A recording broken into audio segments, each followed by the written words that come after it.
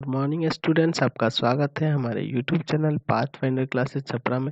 जिन लोगों ने अभी तक इस चैनल को सब्सक्राइब नहीं किया है, चैनल को सब्सक्राइब करें, बेल आइकन दबाएं ताकि हमारी वीडियोस के अपडेट्स आपको समय समय पर मिलते रहें। यह आपका पार्ट 2 वीडियो है इस चैप्टर का। पार्ट 2 वीडियो में अब हम लोग आ चुके हैं समतल दर्पण द्वारा प्रतिबिंब का बनना। ठीक है, तो चलिए हम लोग इसको देखते हैं कि समतल दर्पण द्वारा प्रतिबिंब कैसा बनता है। तो चलिए हम सबसे पहले एक समतल दर्पण ले लेते हैं। ठीक है, अब देखिए एक आपका समतल दर्पण हो गया। इसको एक तरफ से क्या किए, कलई कर दिए, यानी कि एक तरह से इसकी रंगाई कर दिए। ठीक है, तो ये आपका बन गया ना समतल दर्पण। चलिए ये आपका क्या है, समतल दर्पण। ठीक है, समतल दर्पण। अब चलिए, अब हम लोग क्या करते हैं कि एक वस्तु यहाँ पे स्थित है। ठीक है, अब यहाँ से जो प्रकाश आ रही है, प्रकाश की किरण, उसको ले जाते हैं हम लोग। चलिए इसको एक रेखा ले लेते हैं इस तरह से। ठीक है, चलिए एक प्रकाश की किरण ऐसे आ रही है लंबवत। तो लंबवत जब आएगी, ये जब आपतित किरण लंबवत आती है तो क्या होती है, पुनः ये उसी डायरेक्शन में वापस लौट जाती है। ठीक है, वापस लौट जाती है, लेकिन हम लोग इसका एक आभासी ले लेंगे। जब लंबवत आती है तो क्या होती है कि पुनः उसी दिशा में लौट जाती है, लेकिन इसका एक आभासी किरण जो इधर पीछे की तरफ आएगा, दर्पण के पीछे, इस तरह से। समझ गए। उसी तरह अगर हम लोग बात करें कि एक किरण ले जाते हैं यहाँ से इस दिशा में, तो दर्पण से परावर्तन होगा, और परावर्तन के नियम के अनुसार क्या होगा, ये अपवर्तित हो जाएगी, परावर्तित हो जाएगी इधर की तरफ। देख रहे हो ना, परावर्तित हो गई, लेकिन इसका आभासी नीचे की तरफ जाएगा ना। चलिए इस तरह से, इस तरह से इस पे एक अभिलंब भी दे सकते हैं कि आपका अभिलंब होता है, याद है ना। और इसका आभासी जो होगा इधर नीचे की तरफ, इस तरह से। देख रहे हैं। चलिए, तो यहाँ वस्तु था, प्रतिबिंब आपका यहाँ बन रहा है, दोनों के प्रतिच्छेद पर यहाँ प्रतिबिंब बन रहा है। तो ये प्रतिबिंब कैसा होगा, तो आपको पहले ही बता चुके हैं कि समतल दर्पण पे जो जो भी प्रतिबिंब बनता है वो कैसा बनता है, तो वो आभासी होता है और सीधा होता है। ठीक है, तो इसके थोड़े, अगर हम लोग इसके गुण के बारे में बात करें, विशेषताओं की बात करें कि इसमें जो प्रतिबिंब बनता है कैसा बनता है, उसको देख लेते हैं। ठीक है, तो इसकी विशेषता के बारे में जान लेते हैं पहले। तो चलिए इसकी विशेषताएं देख लेते हैं। तो पहली विशेषता क्या है कि प्रतिबिंब जो होता है दर्पण के पीछे बनता है। देख रहे हैं ना, प्रतिबिंब क्या होगा, दर्पण के पीछे बना है। यहाँ प्रतिबिंब बन रहा है ना। चलिए इसको बिंदु दे देते हैं कुछ, इसको नाम देते हैं ए और इसको बी। ये वस्तु को दिखा रहे हैं, अभी प्रतिबिंब को दिखा रहे हैं। प्रतिबिंब का आकार वस्तु के आकार के बराबर होता है। प्रतिबिंब का आकार क्या होता है, वस्तु के आकार के बराबर होता है ना। प्रतिबिंब वस्तु की अपेक्षा सीधी होती है। ठीक है, वस्तु की अपेक्षा क्या होती है, सीधी होती है। और प्रतिबिंब पार्श्विक रूप से उल्टी होती है। कहने का मतलब, समझिए बात को, जैसे मान लीजिए ये आपका दर्पण हो गया। ठीक है, और इसमें कोई हम लोग ए लेटर को लेकर समझते हैं, आर है, और इधर ये आर किस तरह से बनेगा, तो ये आर इस तरह से बनेगा। ठीक है, यानी कि वस्तु की अपेक्षा, यानी कि इस तरह खड़ा है, ये भी इसी तरह खड़ा है, लेकिन पार्श्विक रूप से, यानी इसका है ना, पार्श्विक स्थान बदल गया, इस तरह से ये घूम गया है, बस घूम गया है ना। तो ये वस्तु की अपेक्षा सीधा है, लेकिन पार्श्विक रूप से क्या होता है, उल्टा होता है ना। चलिए, तो यहाँ से प्रतिबिंब वस्तु की अपेक्षा सीधा होता है, लेकिन पार्श्विक रूप से उल्टा होता है। प्रतिबिंब आभासी होगा, जाहिर सी बात है कि वो सीधा होगा तो आभासी ही प्रतिबिंब दिखेगा, या फिर यहाँ देख रहे हैं डॉटेड है ना, पीछे की तरफ बना है, यानी वो आभासी ही होगा। पीछे की तरफ बनने का मतलब आभासी ही होगा। और इस पे पर्दे पे प्राप्त नहीं कर सकते, इसे पर्दे पे प्राप्त नहीं किया जा सकता, जैसे कि पहले आपको बताया है। प्रतिबिंब दर्पण से उतना ही पीछे बनता है जितना वस्तु दर्पण के आगे रहती है। कहने का मतलब जितना पे वस्तु रहेगा, अगर वस्तु यहाँ है तो प्रतिबिंब थोड़ा और नीचे बनेगा। ठीक है, तो यानी कि प्रतिबिंब दूरी, यहाँ अगर इसको कोई बिंदु दे दे ओ, तो यहाँ से ओ ए की दूरी ओ बी की दूरी क्या होगी, बराबर होगी। ठीक है, समतल दर्पण में जैसे आप ये सब चीज गुण जो है आप घर वाले शीशे में भी देख सकते हैं। आप जब खड़े होंगे, आप अभी भी आप इस वीडियो को देख लेने के बाद आप जाके खड़े हो सकते हैं शीशे के सामने, और वहाँ देख सकते हैं कि जितना दूरी पे आप खड़ा होइएगा वैसा ही वहाँ प्रतिबिंब आपको दिखाई देगा, है ना। अगर ज़्यादा दूरी पे खड़े होंगे तो उतना ही दूरी पे अंदर की तरफ प्रतिबिंब आपको दिखाई देगा, पीछे की तरफ लगेगा उतना ही दूरी पे आप खड़े हैं, और अंदर भी उतना ही दूरी पे प्रतिबिंब बनेगा। ठीक है, और आकार भी उसी के ऊपर निर्भर करता है। और आप लेटर्स को भी लेके ऐसे देख सकते हैं, उसमें उल्टा इस तरह से बनता है। ठीक है, तो पार्श्विक रूप से उल्टा होता है, लेकिन वस्तु की अपेक्षा क्या होता है, सीधा होता है। ठीक है, क्लियर हो गया इसकी विशेषताएं। चलिए अब आगे देखते हैं इसमें।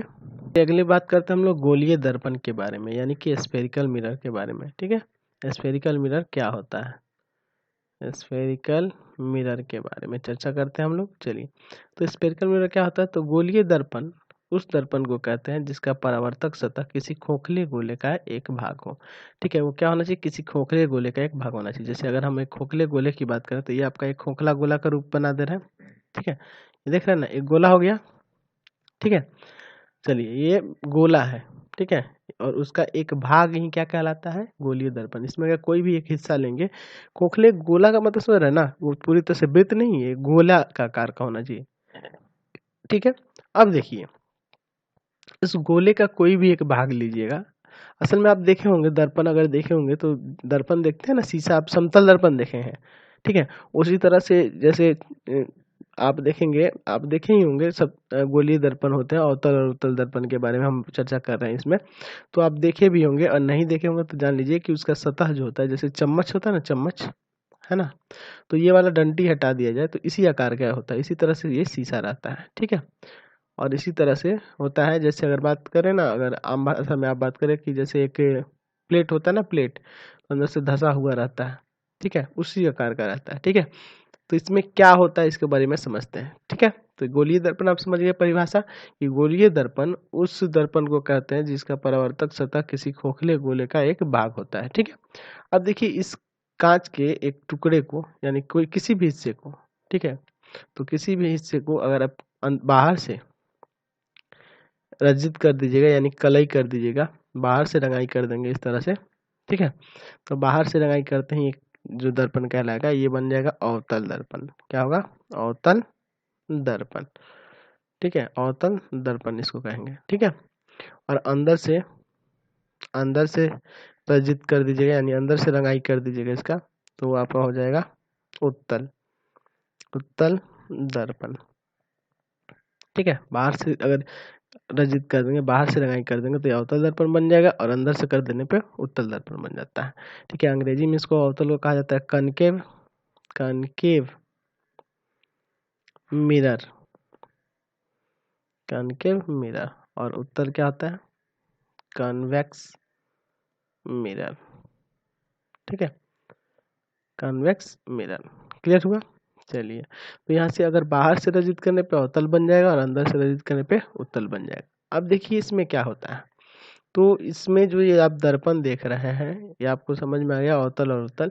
और इसका जो मध्य बिंदु होता है, ठीक है, गोलीय दर्पण का जो मध्य बिंदु होता है, जैसे एक एक गोलीय दर्पण हुआ ना, एक अवतल हुआ और एक उत्तल हुआ, तो इस दर्पण का, इस गोलीय दर्पण यानी अवतल का जो मध्य बिंदु होगा, इसको इसका ध्रुव कहते हैं, इसको पोल कहते हैं।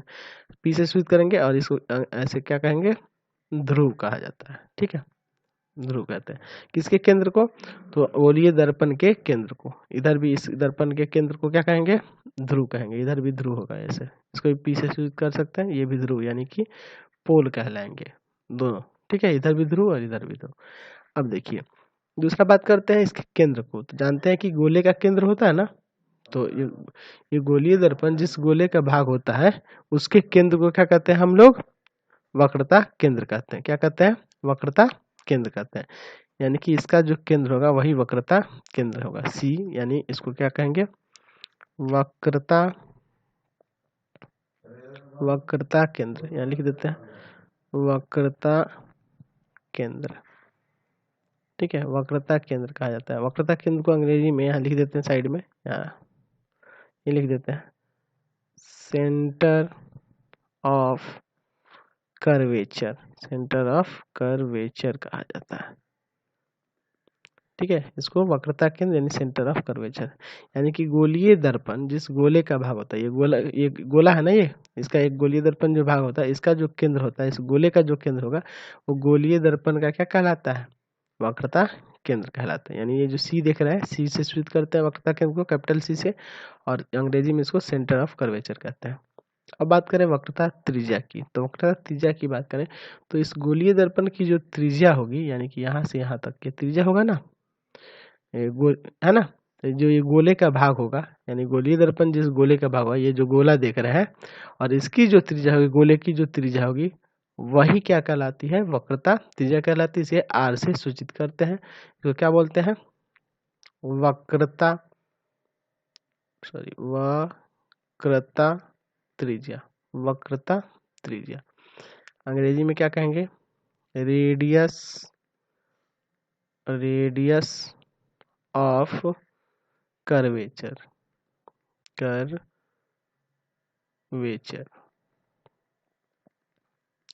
समझ गए, वक्रता त्रिज्या कहते हैं, समझ गए।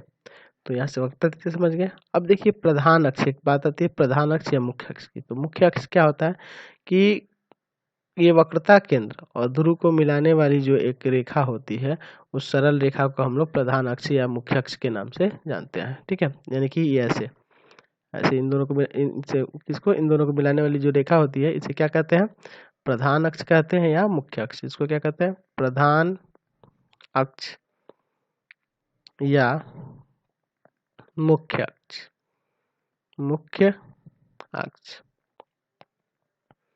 यानी कि प्रिंसिपल एक्सिस, प्रिंसिपल एक्सिस। चलिए, तो ये सब समझ गए सबके बारे में। तो चलिए इसको परिभाषा से भी आपको डिफाइन करके बता दे रहे हैं। तो जैसे ध्रुव का ध्रुव के बारे में बताए थे, तो ध्रुव की परिभाषा लिख सकते हैं आप कि गोलीय दर्पण के मध्य बिंदु को दर्पण का ध्रुव कहते हैं, है ना। गोलीय दर्पण के, तो गोलीय दर्पण ये है ना आपका अवतल है और एक इधर है।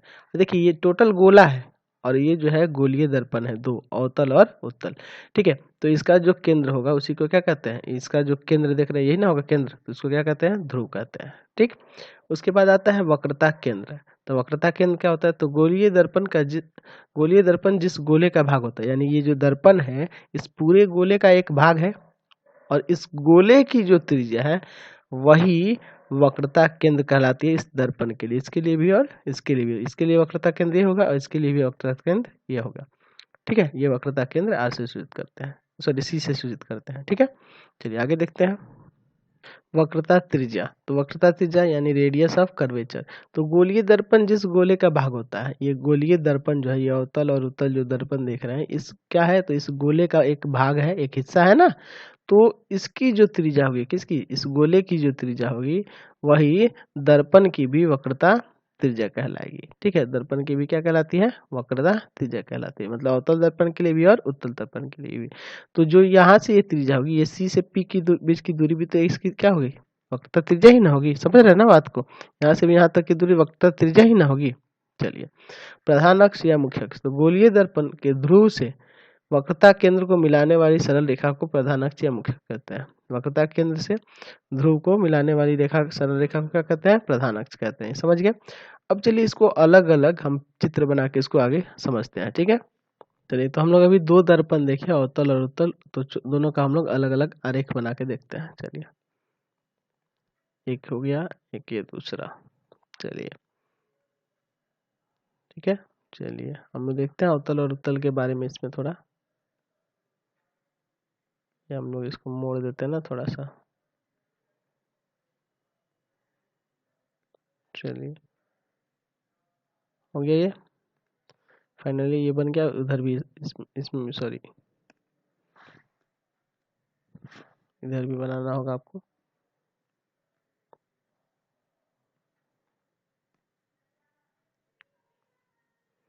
सॉरी, एक मिनट, इसको क्लियर।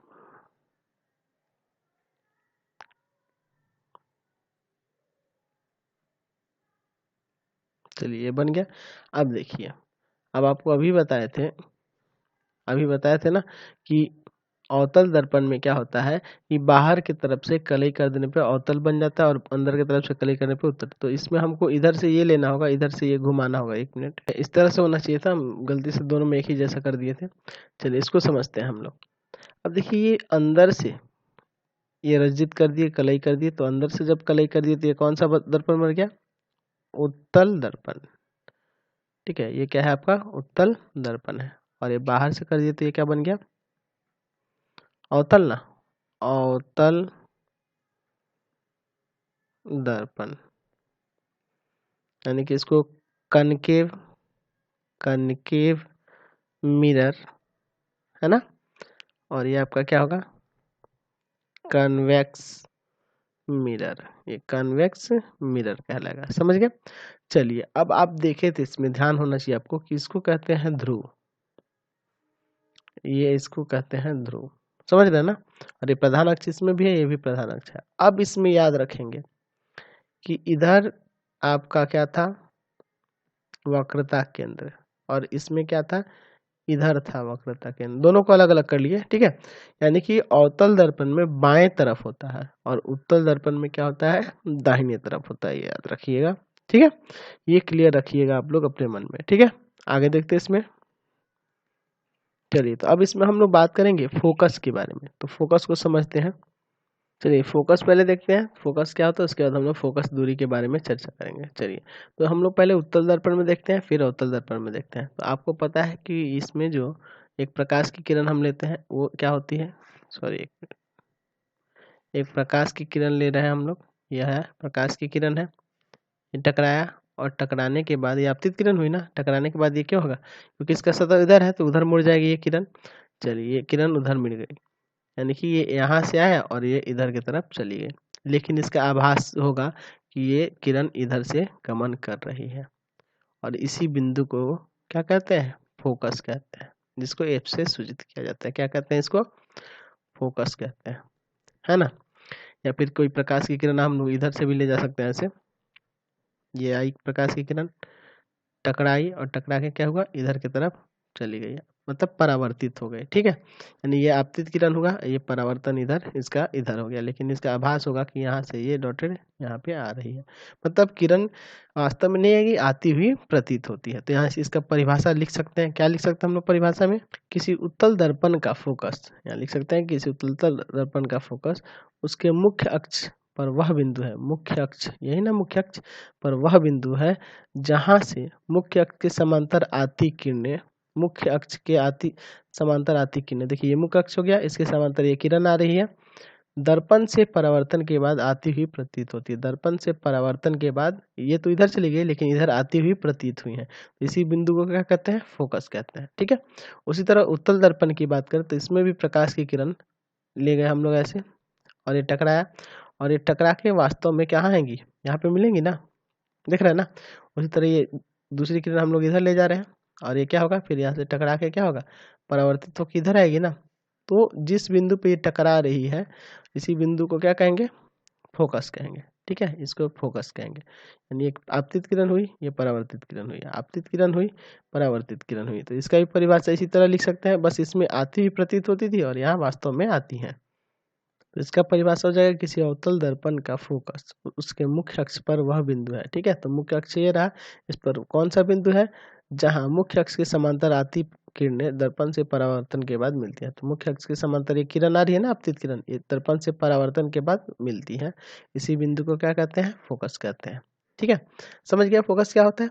अब बात करते हैं हम लोग फोकस दूरी के बारे में। तो देखिए फोकस दूरी क्या होता है कि ये जो फोकस देख रहे हैं किसी के लिए, दर्पण अवतल हो या उत्तल हो, दोनों के लिए हम लोग बात करें, उत्तल हो या अवतल, दोनों में से कोई भी हो, तो दोनों के लिए फोकस सेम ही होता है। फोकस क्या होता है, तो फोकस दूरी जो होती है, आपको फोकस तो पता चल चुका है पहले ना, फोकस दूरी जो होती है वो क्या होती है, तो फोकस और ध्रुव की बीच की दूरी, ध्रुव ये रहा ना, पी और एफ की बीच की जो दूरी होती है उसे फोकस दूरी कहते हैं। तो यहाँ ऐसे लिख सकते हैं इसका परिभाषा कि फोकस से दर्पण के ध्रुव की दूरी जो होती है फोकस दूरी कहलाती है, फोकल लेंथ कहलाती है, ठीक है। और इसे किसे सूचित करते हैं, छोटा एफ से, यानी कि यहाँ से यहाँ तक की दूरी छोटा एफ से सूचित किया जाएगा, यहाँ भी और यहाँ भी, ये छोटा एफ से, समझ गए। चलिए अब इसमें हम लोग आगे बढ़ते हैं। चलिए अगला टॉपिक हम लोग देखते हैं कि गोलीय दर्पण की जो फोकस दूरी होती है और उसकी जो वक्रता त्रिज्या होती है इसमें क्या संबंध है, ठीक है। तो इसको परिभाषित हम लोग करेंगे इसमें। चलिए, तो सबसे पहले हम लोग एक दर्पण ले लेते हैं, गोलीय दर्पण कोई भी अवतल या उत्तल ले लेते हैं और फिर उसको परिभाषित किया जाएगा। चलिए हम लोग एक ले लिए, ठीक है, ये एक आपका प्रधान अक्ष हो गया ना। चलिए ये हम लोग ले लेते हैं अवतल दर्पण, ठीक है, ये अवतल दर्पण है ना आपका। चलिए अवतल दर्पण ले लिए, ठीक। अवतल दर्पण का ये आपका ध्रुव हो गया पी, पी क्या है, ध्रुव है, और इसमें जो आने वाली किरण है वो आपतित किरण को मान लेते हैं। चलिए इसमें और भी बिंदु आपको दिखाना होगा, इसमें दिखा देते हैं, ये सी है और यहाँ पे है आपका एफ, यानी फोकस, समझ ना।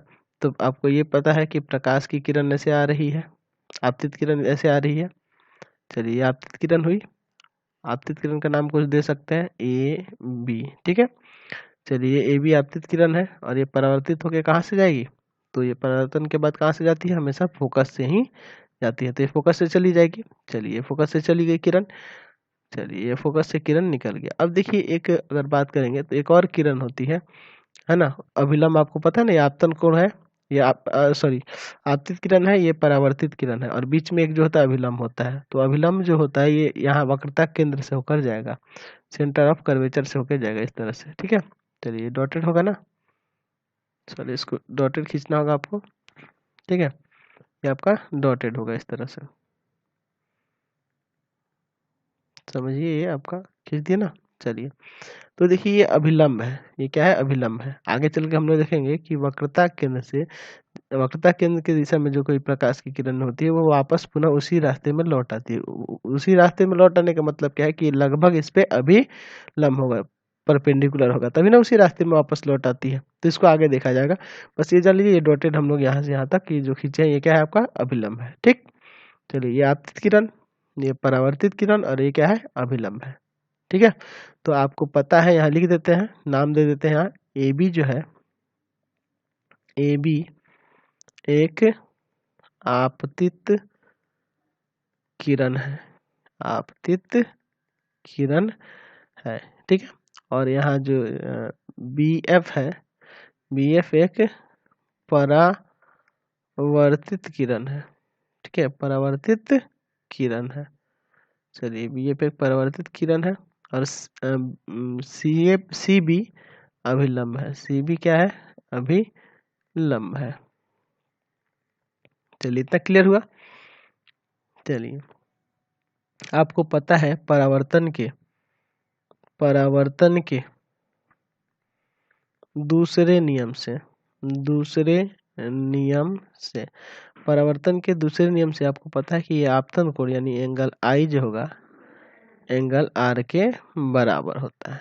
क्या होता है, एंगल आई बराबर एंगल आर होता है ना, आपतन कोण परावर्तन कोण के बराबर, यानी कि यहाँ से आपको पता चलेगा कि एंगल ए बी सी जो होगा, ए बी सी देख रहे हैं ना, ए बी सी किसके बराबर होगा, तो ये बराबर होगा सी, एंगल सी बी एफ के, यानी आई एंगल आर के बराबर होगा। क्लियर है। अब देखिए ये जो किरण ए बी खींची गई है, ए बी ये प्रधान अक्ष के समांतर है, तभी तो फोकस से होके जा रही है ना, यानी सीपी के समांतर है। आपको आपके पास ये पहले से दिया है कि ये इसके समांतर है, तभी ना फोकस से होके जा रही है। चलिए ये समांतर है, तो समांतर है तो यहाँ से हम लिख सकते हैं कि angle A B C, angle A B C बराबर हो जाएगा एंगल बी सी एफ के, बी सी एफ के, यानी अगर ये आई है तो ये भी एंगल आई ही हो जाएगा, है ना। ये कैसे हुआ, तो एकांतर कोण से होता है ना, जब वो समांतर है तो एकांतर कोण से ये बराबर हो जाएगा, ये कोण इस कोण के बराबर एकांतर कोण से, यानी ये आई है तो ये भी आई हो जाएगा। इसलिए इसलिए एंगल बी सी एफ बराबर हो जाएगा एंगल सी बी एफ। ऐसा क्यों हो रहा है, क्योंकि देखिए ए बी सी बराबर है ना, तो ये दोनों तो आपस में बराबर होंगे ना। चलिए यानी यहाँ वाले कोण ये दोनों बराबर हो गए। अब देखिए इसके बाद हम लोग यहीं पे इसको बना देते हैं, ठीक है। चलिए अगर ये दो कोण बना दिए, बराबर दिखा दिए, तो हम लोग कह सकते हैं कि त्रिभुज सी एफ बी एक समद्विबाहु त्रिभुज है, समद्विबाहु त्रिभुज है, ठीक है, समद्विबाहु त्रिभुज है। तो समद्विबाहु त्रिभुज के दो भुजा बराबर होती है ना। चलिए यानी कि यहाँ से ये वाला और ये वाला बराबर हो जाएगा, यानी यहाँ से आप लिख सकते हैं कि सी एफ बराबर हो जाएगा एफ बी। देखिए अब एफ, और अगर हम बी और पी की बात करें तो देखिए एक्चुअल में होता क्या है, सी से पी की दूरी जो देख रहे हैं और सी से बी की दूरी देख रहे हैं, वक्रता त्रिज्या है। और अगर ये फोकस की बात करें तो ये जो है यहाँ बी और पी को, अगर हम लोग इसको, इस आपतित किरण को, ये आपको तो फिगर बनाए हैं दिखाने के लिए इस तरह से, और इस आपतित किरण को हम एकदम यहाँ से ले जाएं, यानी कि प्रधान अक्ष के समांतर ही है, बहुत नजदीक से ले जाएं, तो लगभग बी और पी क्या होंगे, एक दूसरे के निकट होंगे ना। यहाँ लिख सकते हैं कि यदि बी और पी एकदम, है ना, एक दूसरे के बहुत ही निकट हो, एक दूसरे के बहुत ही निकट हो, बहुत ही निकट हो, बहुत ही निकट हो। अच्छा, बहुत ही निकट हो तो क्या होगा? तो बहुत ही निकट होने का मतलब आपतित किरण एकदम इसके पास से जाए, ठीक है? तो वो दिखेगा नहीं ना फिगर आपको, इसलिए हमने थोड़ा ऐसे बनाया है। तो बहुत ही निकट होगा तो आप देख सकते हैं कि ये वाला यानी कि ये जो एफ बी है ये बराबर हो जाएगा एफ पी के, है ना? तो एफ बी जो होगा एफ पी के बराबर होगा, यानी आप दिखा सकते हैं यहाँ से एफ पी के बराबर होगा। तो यहाँ से आप लिख सकते हैं कि नहीं, है ना? यहाँ देख रहे हैं ना ऊपर जो दिया है यहाँ सी एफ बराबर क्या दिया है एफ बी, और एफ बी बराबर क्या दिया है एफ बी जो होगा एफ पी के बराबर, सॉरी यहाँ एफ पी होगा आपका।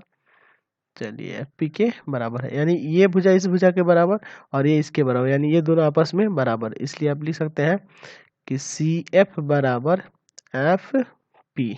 समझ रहे ना, सी एफ बराबर एफ पी, ये आपस में बराबर हो गया। अर्थात ये अगर सी एफ बराबर एफ पी हुआ तो एफ से इसकी दूरी फोकस दूरी, और ये टोटल क्या होता है आर यानी वक्रता त्रिज्या, है ना? तो यानी कि एफ जो है मध्य बिंदु हुआ ना सी एफ का, सी पी का, सी पी का क्या हुआ मध्य बिंदु, यानी कि ये जो दूरी होगी यहाँ से आप दिखा सकते हैं, ये जो दूरी होगा फोकस दूरी एफ वो क्या होगा पूरे का आधा होगा, यानी वक्रता त्रिज्या का आधा होगा, क्योंकि एफ जो है मध्य बिंदु है ना, मध्य बिंदु है। यानी आप लिख सकते हैं यहाँ से जब मध्य बिंदु है तो नीचे यहाँ दिखा सकते हैं आप, एक मिनट थोड़ा जगह बना लेते हैं। चलिए अब यहाँ लिख देते हैं हम लोग, यहाँ से अब आप लिख सकते हैं ना कि सी एफ बराबर एफ पी, यानी ये दोनों बराबर होने का अर्थ है ये पूरे का आधा है, यानी सी पी का ये हाफ हुआ है। दोनों क्या है सीपी का आधा है, क्योंकि ये मध्य बिंदु हो जा रहा है एफ जो है सीपी का मध्य बिंदु है, इसलिए पूरे का आधा होगा। तो सी एफ पी की बात करें, एफ पी की बात करें तो ये एफ है ना, फोकस दूरी है एफ, है ना? और ये जो बात करें सीपी की बात करें तो सीपी क्या है वक्रता त्रिज्या है, यानी आर है। यानी यहाँ से एफ बराबर क्या हो जाएगा आर बाई टू, एफ बराबर क्या होगा आर बाई टू, यानी फोकस दूरी जो होता है वक्रता त्रिज्या की आधी होती है। तो ये दोनों दर्पण के लिए होता है, अवतल हो या उत्तल हो। तो यहाँ हम लोग इसमें इस प्रकार लिख सकते हैं कि दर्पण चाहे अवतल हो या उत्तल हो, यदि आपतन यदि आपतित बिंदु पर ध्रुव से वस्तु दूर ना हो, ठीक है, यानी आपतन बिंदु समझ रहे ना, आपतन बिंदु ध्रुव से बहुत दूर ना हो, समझ रहे ना, आपतन बिंदु क्या होना चाहिए ध्रुव से बहुत दूर ना हो, यानी कि ये आपतन बिंदु ये वाली बी जो बिंदु है ध्रुव से यानी पी से बहुत दूर ना हो, यानी कि ये रेखा बहुत ही नजदीक से जा रही है, बहुत दूर ना हो। तो क्या होता है कि तो फोकस दूरी दर्पण के वक्रता त्रिज्या की आधी होती है, ठीक है, फोकस दूरी क्या होती है वक्रता त्रिज्या की आधी होती है। बस कंडीशन आपको याद रखना है कि ये जो आपतन बिंदु है, आपतन बिंदु क्या है जो आपतित किरण जिस बिंदु पर आती है, ये आपतन आपतन बिंदु है, और ये क्या है आपका ध्रुव है, ये दोनों एकदम एक दूसरे के निकट हो उसके लिए कंडीशन होता है कि फोकस दूरी क्या होती है वक्रता त्रिज्या की आधी होती है, उसके लिए कंडीशन है। यानी कि आप कह सकते हैं वक्रता त्रिज्या जो होती है फोकस दूरी की 2 गुनी होती है, ये भी कह सकते हैं ना कि आर बराबर 2f। तो यहाँ से ये आपका परिभाषित हो गया, समझ गया। चलिए तो अब इसी के साथ इस वीडियो को एंड कर देते हैं। अगर हमारा चैनल आपको अच्छा लगता है तो चैनल को सब्सक्राइब कर दे, बेल आइकन दबा दे, और प्लीज़ आप लोग से रिक्वेस्ट है कि वीडियो को ज़्यादा से ज़्यादा शेयर करें, सभी दोस्तों के पास शेयर करें, जितना ज़्यादा हो सके आप लोग शेयर करें, ठीक है। तो आपके दोस्तों को भी इससे फ़ायदा होगा कि सब लोग इससे पढ़ पाएंगे, और ऐसा चैनल आपको कहीं नहीं मिलेगा जो आपको टोटल सिलेबस पढ़ा पाए, ठीक है। तो thanks for watching the video.